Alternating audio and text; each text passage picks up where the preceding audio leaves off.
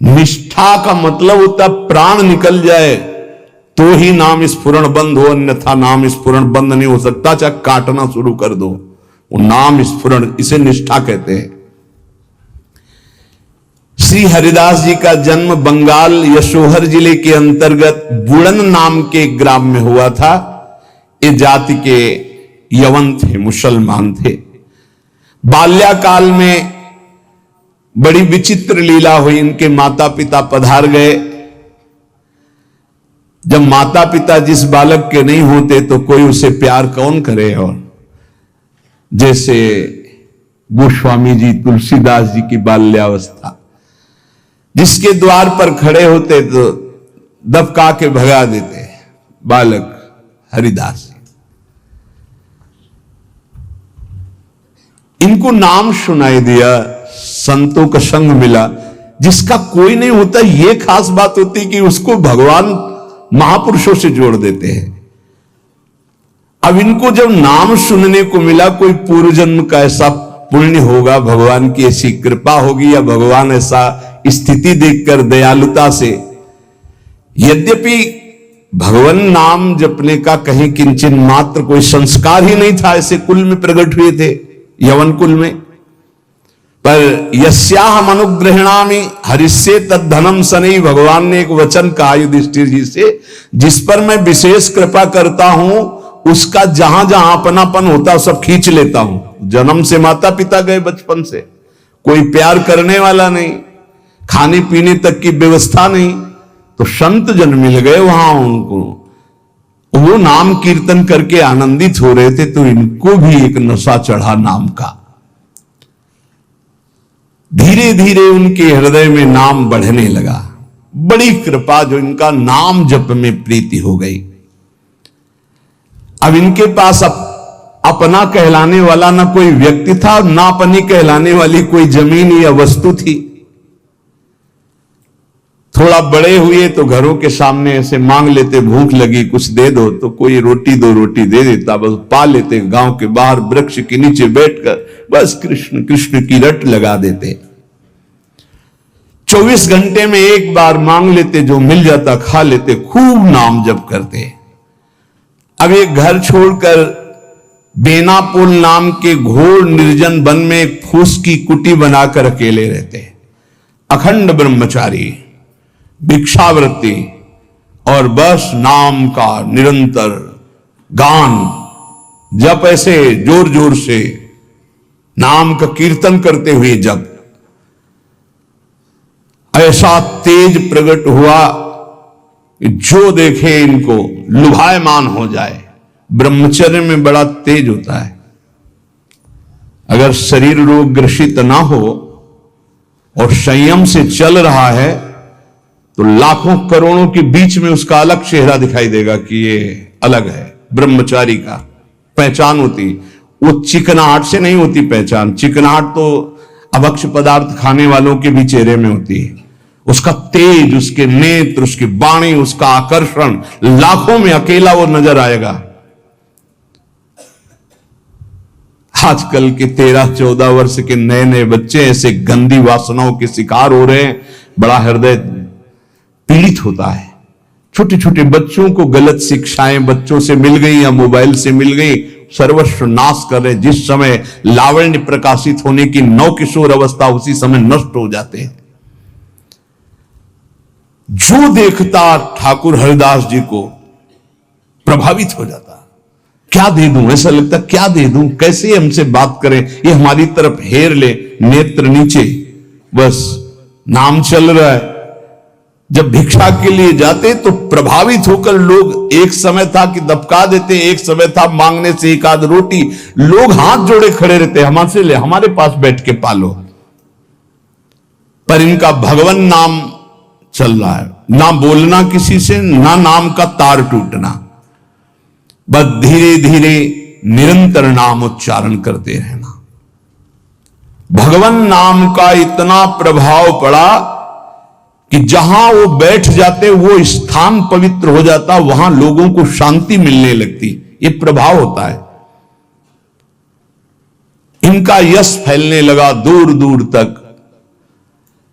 अब लोग इनके दर्शन करने के लिए आने लगे। तो जब लाखों की श्रद्धा होती तो 10-5 ऐसे दुष्ट स्वभाव के होते हैं कि उनको ईर्ष्या होती, जलन होती है, अपने आप होती। महापुरुषों से उनको जलन होती है। वो भगवान की लीला होती है। क्या लीला होती है? डंडे में ही झंडा फहराया जाता है। तो ये जो दुष्ट लोग ईर्ष्या करके भक्त को सताते हैं, ये डंडे का काम करते हैं, उनका यश फहराते हैं। जो दुष्ट और ईर्ष्यालु लोग हैं उनको असह्य हो गया यश।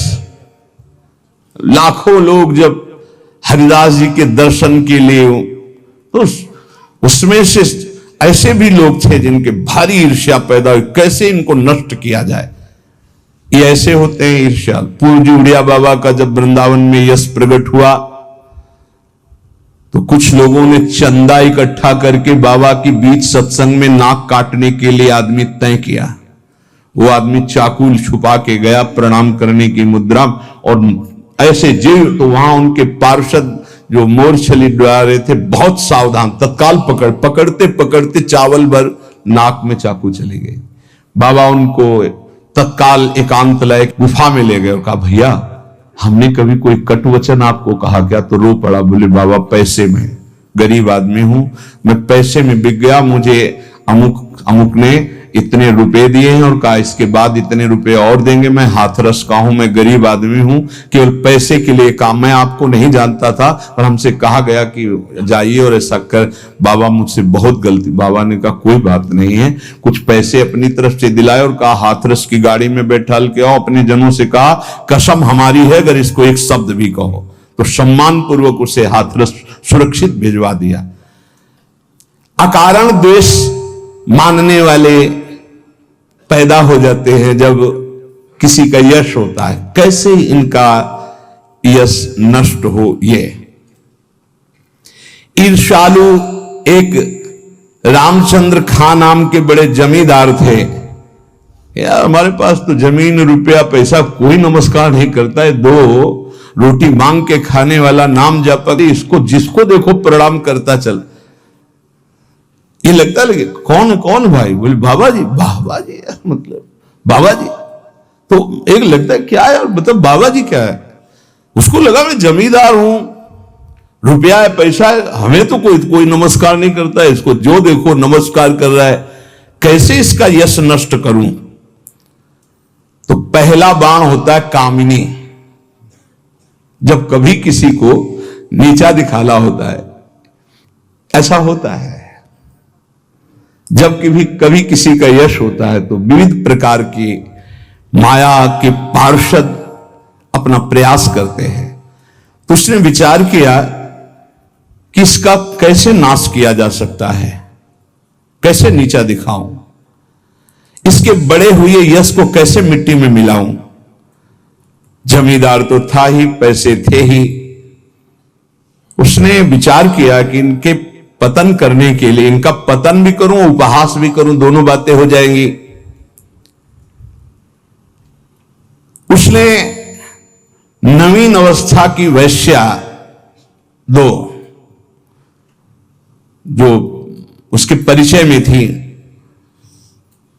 उनमें से एक को देखा जो बहुत प्रवीण, बहुत सुंदर, बहुत चालबाज, चतुर। उसे कहा जितना रुपया चाहोगे उतना देंगे, बस इनकी कुटिया में जाओ, इनको पतित कर दो, फिर हम अल्लाह मचा देंगे और तुम हां बोल देना। वो पैसे में बिकने वाली उसको तो क्या, पर सीमी की चाप सके को ताशु, बड़ रखवार रमापति जाशु।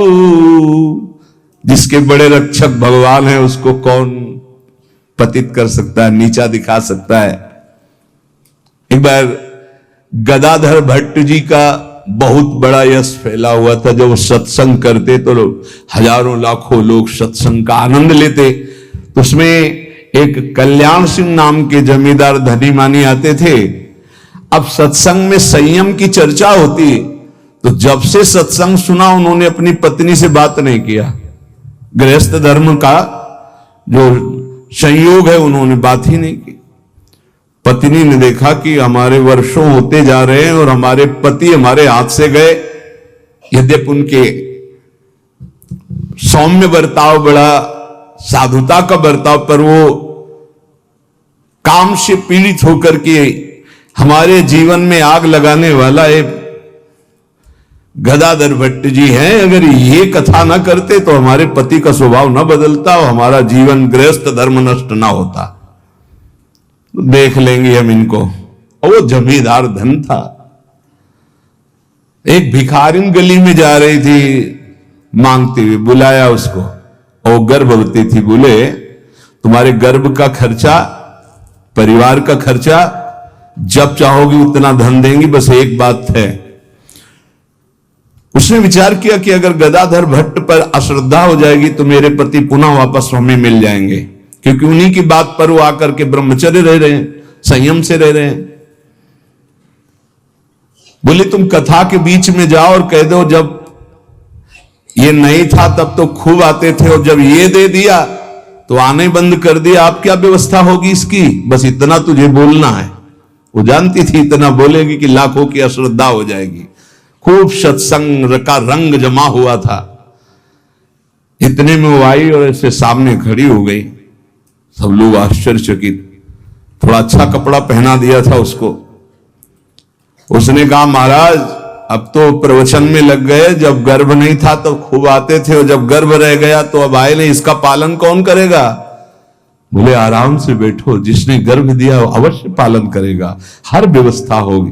बिल्कुल, तो कोई आश्चर्य उनको नहीं हुआ। वो समझ गए कि भगवान का कोई खेल है। उनका आराम से बैठो, पक्का जिसने गर्भ दिया उसका पालन करेगा। बोले बातों में मत फुसलाइए, आप समझ रहे हैं ना। अब काना फूसी, ये ऐसा भी है, हम तो ऐसा नहीं। अरे बोले हम तो पहले कह रहे थे।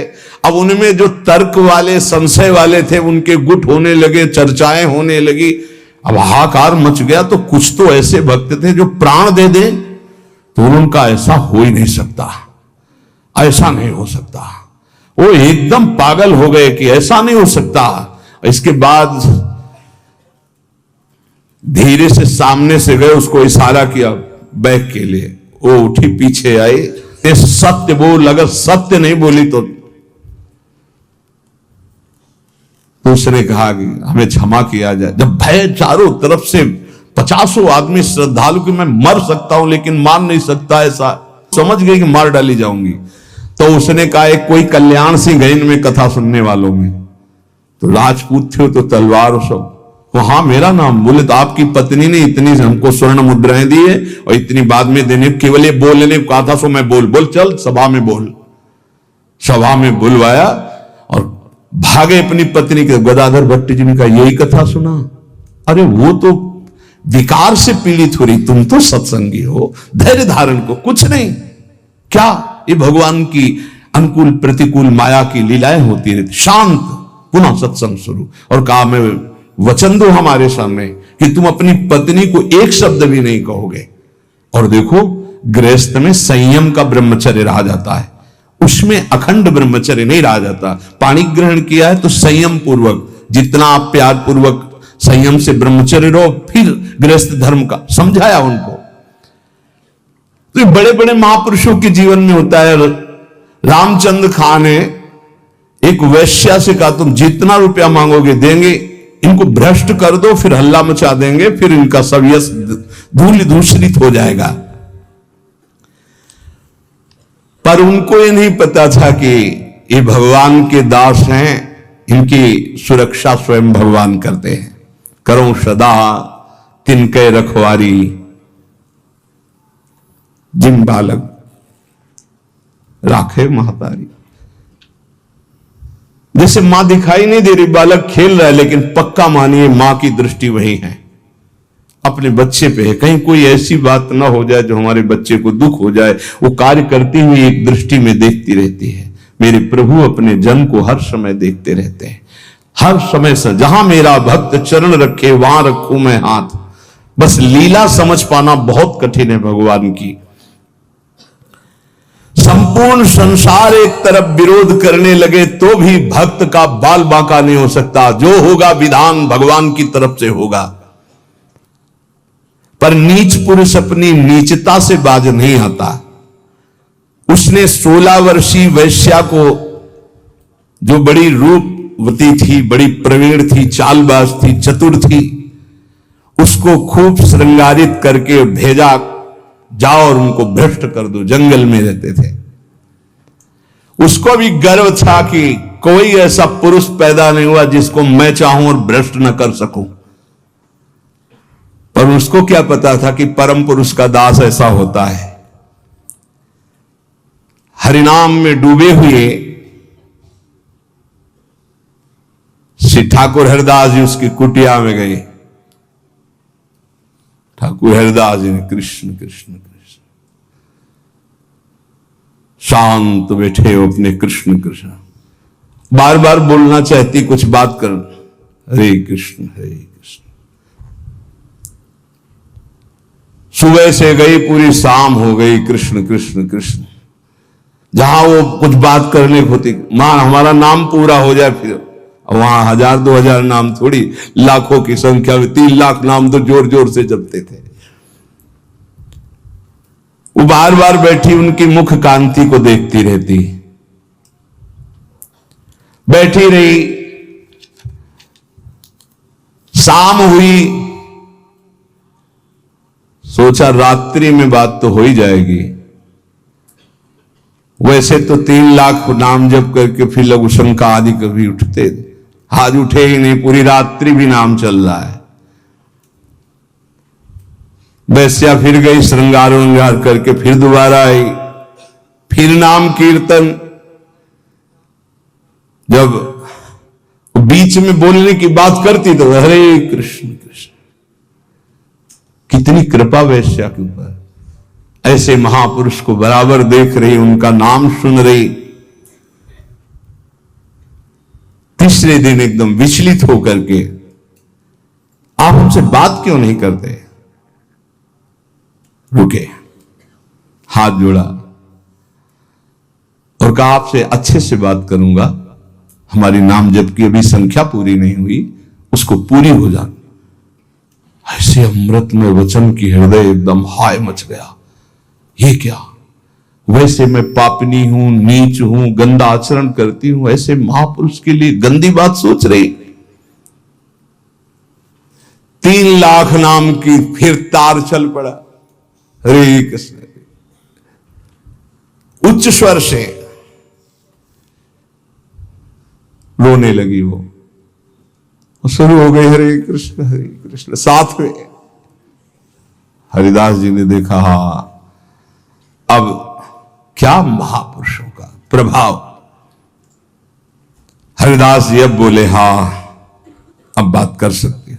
तो बात करने लायक नहीं रह गई थी। अश्रु प्रवाह चल रहा था और कृष्ण नाम चल रहा था। उठी और चरणों में लौट गई, का धिक्कार है मुझ निज पापनी को कि आप जैसे महापुरुष के लिए मैंने गंदी बात सोची, मुझे क्षमा कर दीजिए। चिल्ला चिल्ला करके रोने लगी।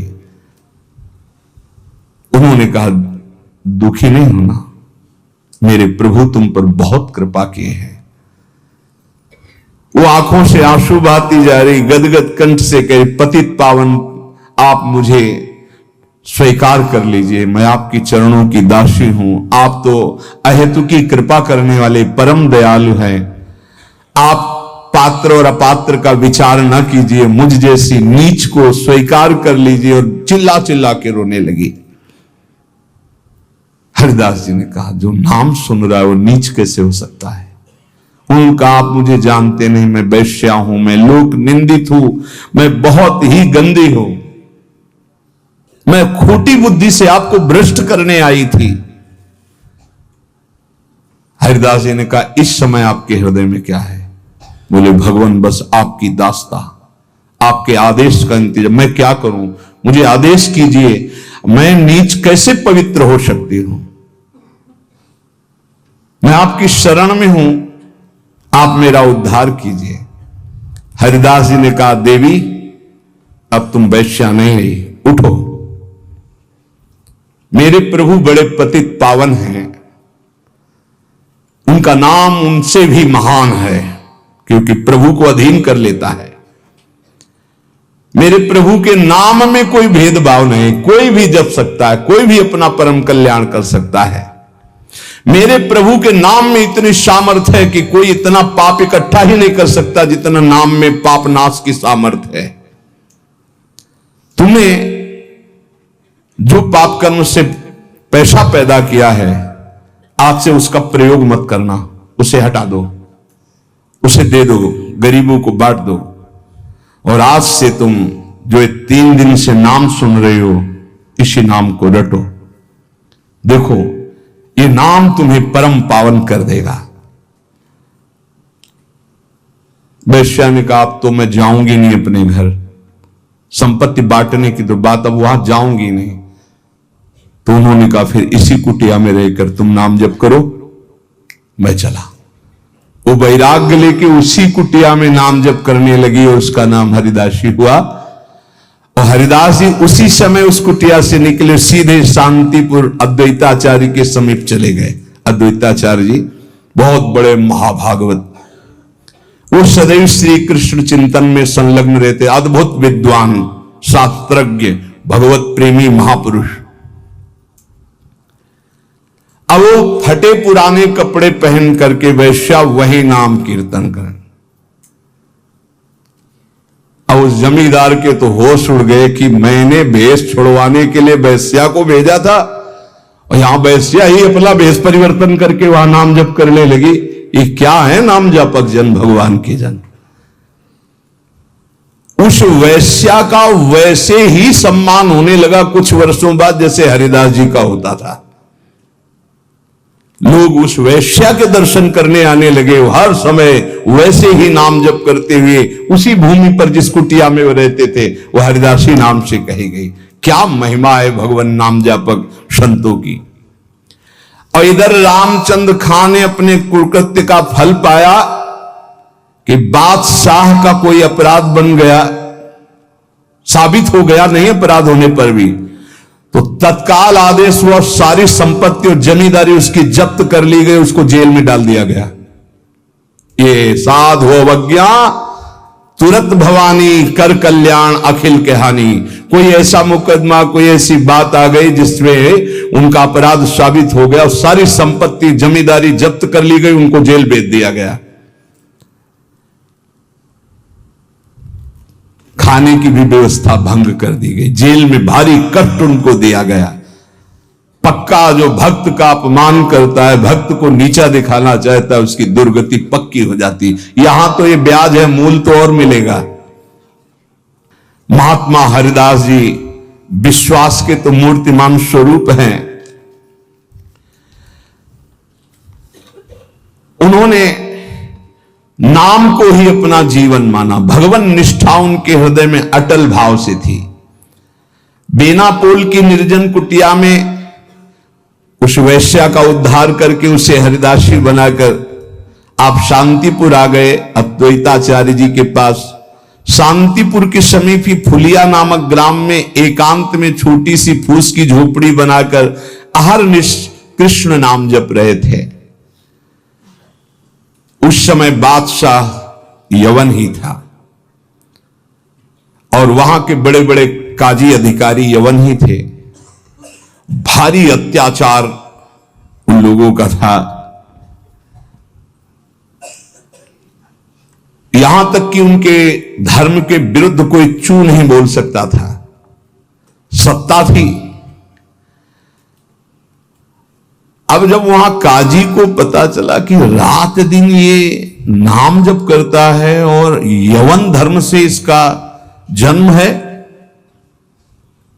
तो उनके मन में आया कि इसको दंड दिलाया जाए कि बड़ा इसका सम्मान हो रहा है। काजियों का ये समझो एक तरह के वो बादशाह ही होते थे, बादशाह उन्हीं के इशारे से चलते थे। गोराई नाम का एक काजी था जो बहुत ही कठोर और कर्कश स्वभाव का था। हरिदास जी का प्रभाव देखकर वो ईर्ष्या से देखता। मतलब कुछ लोग ऐसे देखते हैं कि बस उनके पास जो है वो भस्मासुर वाली ताकत नहीं है कि हाथ धर दे भस्म हो जाए, नहीं तो भक्तों को वो भस्म ही कर दे, ऐसी दृष्टि होती है। वो दृष्टि से पता चलता है। वो हरिदास जी को ऐसे देखता कि कैसे इनको नष्ट कर दूं। और जब उसको ये पता चला कि यवन धर्म के ही हैं, तब तो बढ़िया उसको रास्ता मिल गया। हरिदास जी का प्रभाव दिनों दिन बढ़ता चला जा रहा था। उसने विचार किया कि यवन धर्म के होकर के हिंदू धर्म का नाम ले रहे हैं, ये तो कुफ्र है, काफिर है, ऐसा काजी ने विचार किया। इसे बादशाह के सामने पहले पेश करें, फिर इसको दंड निर्धारित करें। बुराई काजी ने विरुद्ध राज दरबार में अभियोग चला दिया ठाकुर हरिदास जी की। राज आज्ञा हुई तत्काल गिरफ्तार किया जाए, क्योंकि बादशाह यवन था। हथकड़ी बेड़ियों से जकड़ लिए गए ठाकुर हरिदास जी। डरना नहीं, ये डिग्री वालों की बात है जो उच्च कोटि के महापुरुष है। तुम मत सोच लेना कि हम राधा राधा जपेंगे तो, हाँ ऐसा नहीं। भगवान वो सामर्थ्य देते, जो प्रहलाद जी को सामर्थ्य दी वही ऐसे भक्तों को सामर्थ्य देते। ऐसा नहीं है कि अपने सामर्थ्यहीनों को ऐसा प्रश्न कर, ऐसा नहीं, डरना नहीं कि भगवान बड़ी भारी परीक्षा लेते हैं। हथकड़ी बेड़ियों से जकड़ लिए गए और इनको पेश किया गया निरपराध हरिदास जी को अपराधी की तरह। बादशाह ने देखा 9 युवक तेज से प्रभावित, मानो पूरा सभा आश्चर्यचकित और आलोकित हो गई हो, प्रभावित हो गए जो यवन बादशाह थे, और कहा सम्मान से इनको बैठा ला जाए। आसन दिया गया, आसन पे बैठे। हरिदास जी जब बैठ गए तो बादशाह ने कहा कि आपने स्वाभाविक धर्म परिवर्तन किया है। तुम्हारा जन्म तो मुसलमान के घर में हुआ है, और ये तुम्हारी, जैसे अपने भगवान का नाम लेते हैं, तैसे अपने भगवान का नाम लेके बोले कि तुम्हारी तो कृपा ही जो है, जो यवन धर्म में तुम्हारा जन्म हुआ। बादशाह ने कहा तुम काफिरों का आचरण क्यों करते हो? इससे तो तुम्हें नर्क जाना पड़ेगा।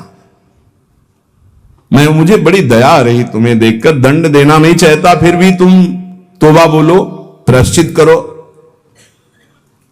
और कलमा पढ़ो, छोड़ो इसे, तो तुम्हारे दंड में हम कुछ कमी कर सकते हैं, नहीं तो भयानक दंड तुम्हें मिलेगा, क्योंकि तुम काफिर हो। सुख की प्राप्ति धर्म से चलने से होती, तुम धर्म का त्याग कर चुके हो। हरिदास जी ने कहा श्रीमान महाशय, आपने जो कुछ कहा आप अपने ज्ञान के अनुसार, विश्वास के अनुसार, धर्म के अनुसार ठीक बोल रहे हैं। आपका विश्वास आपको फल देता है, ठीक कह रहे हैं। क्या कोई हिंदू आपके धर्म को स्वीकार करेगा? अगर स्वीकार करेगा तो उसे नरक मिलेगा? बोले नहीं, वो स्वीकार कर सकता है और उसकी भगवान की कृपा होगी। वो अपने भगवान का नाम लेते हुए बोले हां, तो क्या कोई इस्लाम छोड़कर अगर हिंदू धर्म को स्वीकार करता है, क्या उसके ऊपर भगवान की कृपा नहीं होगी? क्या वो भगवान का भजन नहीं करता? फंसा लिया। काजी बीच में बोल पड़ा, देखो साहब, इसकी बातों में मत आना। अगर आप इसको छूट दी तो आगे आप समझ लीजिए कि आपके धर्म में चलने वाले कितने लोग ऐसा करने लगेंगे। हरिदास जी ने कहा हमारी निष्ठा भगवान नाम में है। आप चाहे अभी इसी क्षण मेरे प्राण ले लो, मेरा नाम रुकने वाला नहीं। मैं कभी तौबा नहीं बोल सकता, क्योंकि मैं कोई अधर्म नहीं कर रहा हूं, किसी को कष्ट नहीं दे रहा हूं। निष्ठा देखकर पसीना पसीना हो गया मुलकपति। तेज गर्व भरी भगवान निष्ठा की बात, इस पे नहीं दैन्यता होती। नहीं, प्राण ले लो अभी अपने हम धर्म पर, मुलकपति ने कहा तुम्हारी बातें हिंदुओं के लिए ठीक हो सकती, लेकिन हम यवनों के लिए नहीं। तुम हमारे धर्म में पैदा हो, इसलिए हमारी बात पर विश्वास करो।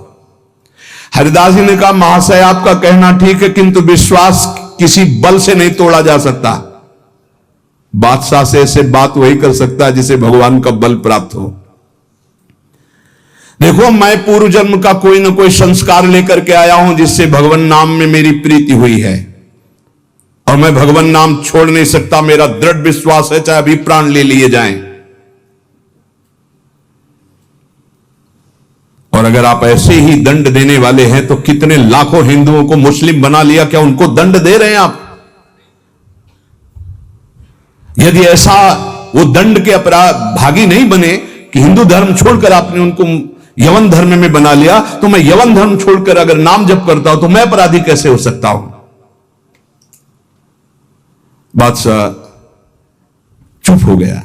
गुराई काजी ने देखा यहां मामला तो उल्टा हो गया, तो जोरों के साथ कहा हम ये सब कुछ नहीं सुनना चाहते। इस जो धर्म के प्रतिकूल चले उसको दंड देना चाहिए। तुम अधर्म कर रहे हो, तुम काफिर हो, तुम्हें दंड मिलना चाहिए। काजी के बोलते ही बादशाह चुप हो गए, ना इधर कुछ बोल पा रहे ना इधर।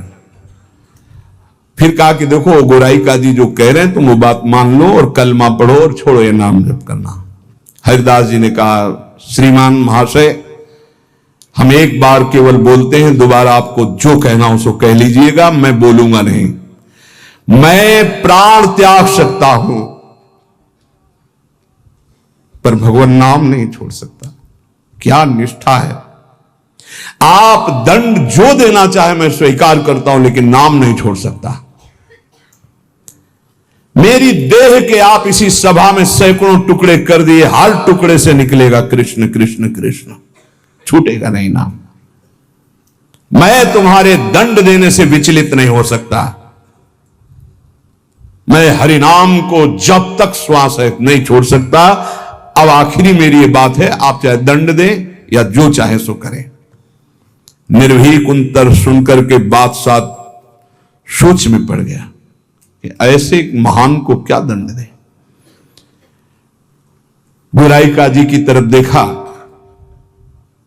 गुराई काजी ने कहा हुजूर बिल्कुल दया नहीं, दंड चाहिए, नहीं तो फिर बड़ी समस्या आ जाएगी कि अपने धर्म के लोग बहुत से उधर हो जाएंगे, बहुत हानि हो जाएगी, मनमानी लोग करने लगेंगे। मुलकपति ने कहा सही पूछो तो मेरे में हिम्मत नहीं है। तुम बोलो दस्तखत हम कर देंगे, क्या दंड दिया जाए तुम बोलो दस्तखत कर देंगे, लेकिन हिम्मत नहीं कि मैं दंड निर्धारित कर सकूं। गुराई काजी ने कहा हुजूर मेरी जो अंदर बात आ रही, इसको ऐसा दंड देना चाहिए कि पूरे विश्व में कोई भी इनके विपरीत आवाज ना उठा पावे। क्या क्या दंड निर्धारित किया जाए? प्राण दंड, वो भी ऐसे सीधे प्राण दंड नहीं, 22 बाजारों में कोणों से मार मार कर बेत और कोणों से इसकी जान ले ली जाए, जिससे सब कोई देखे कि धर्म के विरुद्ध चलने वाले को कैसा दंड दिया जाता है। सभी लोग ऐसा देखें और किसी की हिम्मत ना पड़े। मुलकपति ने दस्तखत कर दिया, ऐसा ही। अब तो क्या था, जल्लादों ने तत्काल हाथ बांध दिए महान भगवान नाम जापक के, और वही दरबार से शुरू किया गया। वो कोड़े जो ऐसे लगते कि खाल को खींचते चले जा रहे, घाव पे घाव,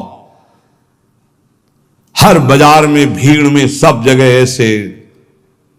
ठाकुर हरिदास जी बोलते हरि बोल, जहां कोड़े लगते हरि बोल हरि बोल, बलिहार है। क्या हृदय भगवान ने बनाया इन महापुरुषों का कि इतना भयानक पीड़ा और कष्ट के बीच में कभी आह नहीं कहा। पीठ में से रक्त की धाराएं बह रही, रक्त बह रहा है। निर्दयी जल्लाद घावों पर कोड़ों का प्रहार कर रहे, और हरिदास जी के मुख से वही जोर की ध्वनि निकलती जैसे कोड़ा पड़ता, हरि बोल हरि बोल। धन्य है ये जगत इन्हीं महापुरुषों के नाम कीर्तन से, इन्हीं के यश कीर्तन से आज पावन है। सत्य कहते हैं, इन्हीं महापुरुषों के प्रताप से आज हम कुछ हरि बोल, कृष्ण बोल, राधा बोल सकते हैं। नहीं, हमारी सामर्थ्य क्या? यही सब, ये साक्षात भगवत स्वरूप पार्षद अवतरित हुए जो ऐसी सामर्थ्य का दर्शन कराया। ये है भक्ति, ये है निष्ठा, नाम निष्ठा। चेहरे पर तेज और मुस्कुराहट है, जवान पर हरिनाम है, शरीर पर कोड़ों की वर्षा है। जरा विचार कीजिए, क्या स्थिति है, क्या स्थिति है। वो तो देखने वाले चीख पड़ते, रो पड़ते, दुख से आंखें बंद कर लेते। अरे ऐसे निर्मम जल्लाद ऐसे महापुरुष को कष्ट दे रहे हैं जो निरपराध, कोई अपराध नहीं किया, लेकिन किसी की हिम्मत क्या कि कोई बोल सके, कोई रोक सके बादशाह के हुक्म के आगे।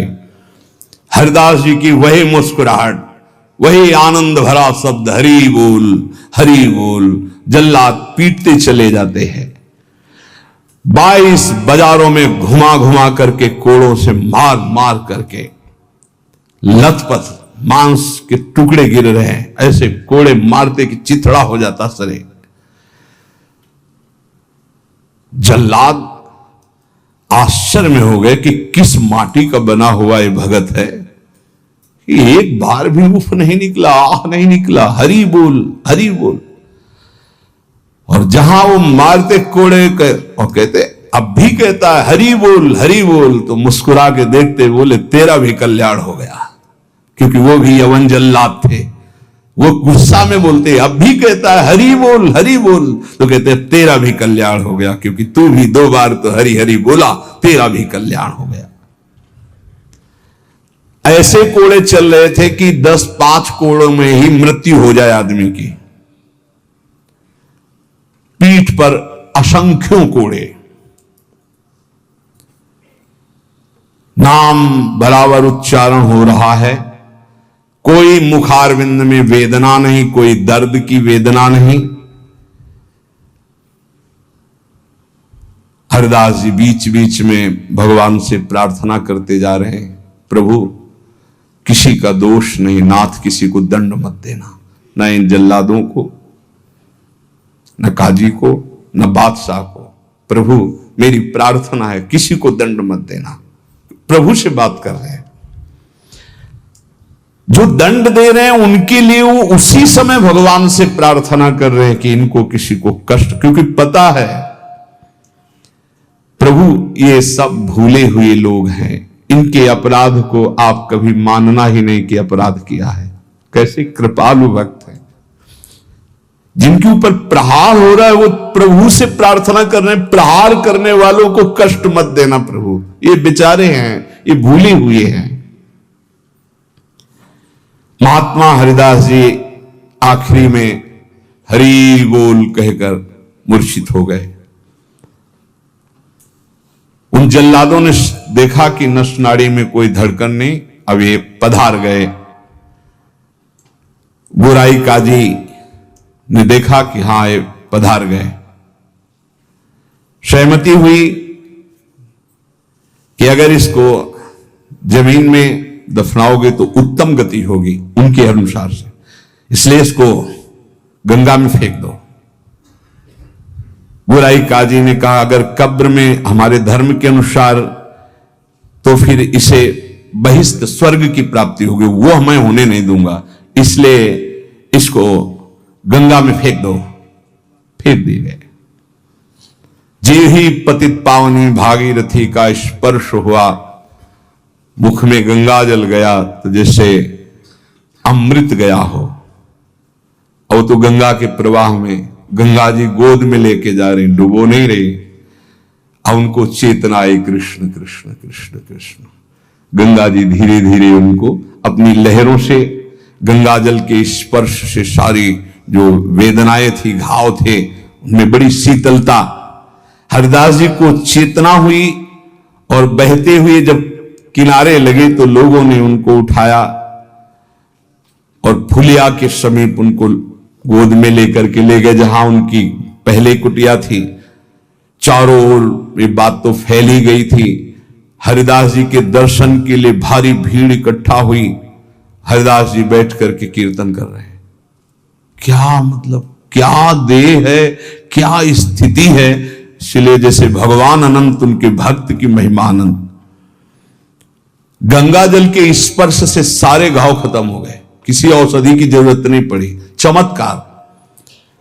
जब बादशाह ने सुना कि वो जीवित हो, नाम कीर्तन कर रहे हैं, तो विश्वास ही नहीं हुआ गौराई जी को कि ऐसा हो ही नहीं सकता, ऐसा बिल्कुल नहीं हो सकता, क्योंकि कुछ बचा ही नहीं था, इतनी उनकी मार मारी गई थी, ऐसा हो ही नहीं सकता। बादशाह, गौराई काजी सब देखने के लिए आए। जब ये सुना कि बादशाह सब हटाया गया, बादशाह जाग वही तेज, वही नाम, वही स्वस्थ शरीर। तब उन्होंने गोराई काजी की तरफ देखा और कहा भारी अपराध बन गया, ये कोई साधारण नहीं हो सकते, ऐसा दंड पाने के बाद तो कोई जीवित ही नहीं रह सकता। साष्टांग दंडवत ठाकुर हरिदास जी की बादशाह ने की और कहा मुझे क्षमा करो, वैसे मैं दंड देना नहीं चाहता था, लेकिन ये गोराई काजी ने, उन्होंने कहा श्रीमान अब भी आपसे प्रार्थना करता हूं, आपका इसमें कोई दोष नहीं है, ये कोई हमारा पूर्व का हिसाब था जो पूरा हो गया, आप प्रसन्न रहिए। उनका मैं आपकी सेवा करना चाहता हूं, आप आज्ञा कीजिए।